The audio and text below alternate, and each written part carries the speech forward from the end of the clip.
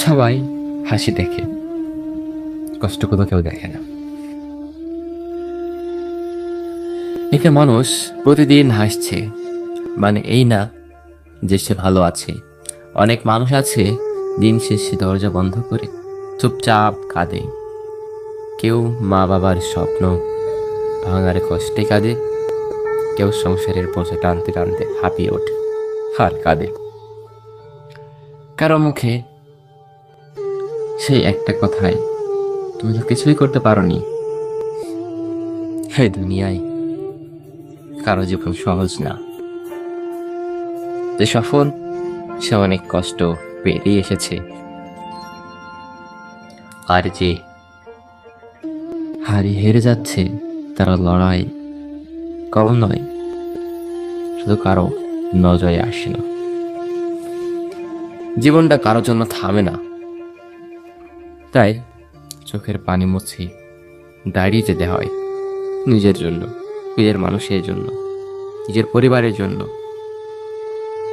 যদি কখনো মনে হয় সব শেষ, তখন একটু নিজের শুরুর কথা মনে করো। তুমি কতটা পথ পেরিয়ে এসেছো, যেটা ভাবলে আবার সাহস আসবে। এই পৃথিবীতে নিজের পাশে থাকার সবচেয়ে বড় শক্তি নিজে, অভিনয় নয়। এখন সত্যি সত্যি ক্লান্ত আমি। সবকিছুর একটা সীমা আছে। সহ্য, কষ্ট, অবহেলা, একাকিত্ব, সবকিছু একদিন মানুষ চুপ হয়ে যায়। না রাগে, না অভিমানে, শুধু ভিতরটা এতটাই ভেঙে যায়, হ্যাঁ কিছু বলার মতো মন থাকে না। নিজেদের মানুষই বেশি কষ্ট দেয়। বাইরের মানুষ কষ্ট দিলে ভুলে যাওয়া যায়, কিন্তু নিজেদের মানুষ কষ্ট দিলে তা ভোলা যায় না। প্রতিদিন মনে পড়ে, বুকের ভিতর খচখচ করে ওঠে।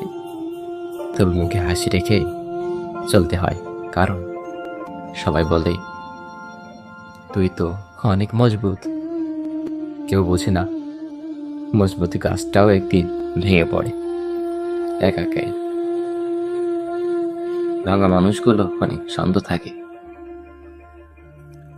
তারা কারো ওপর রাগ করে না, অভিমান করে না, কারণ তারা জানে নিজে একটা দুনিয়া গড়ে তোলে যেখানে না আছে চাওয়া আর না আছে প্রত্যাশা, শুধু আছে কিছু স্মৃতি আর অনেক অভিমান।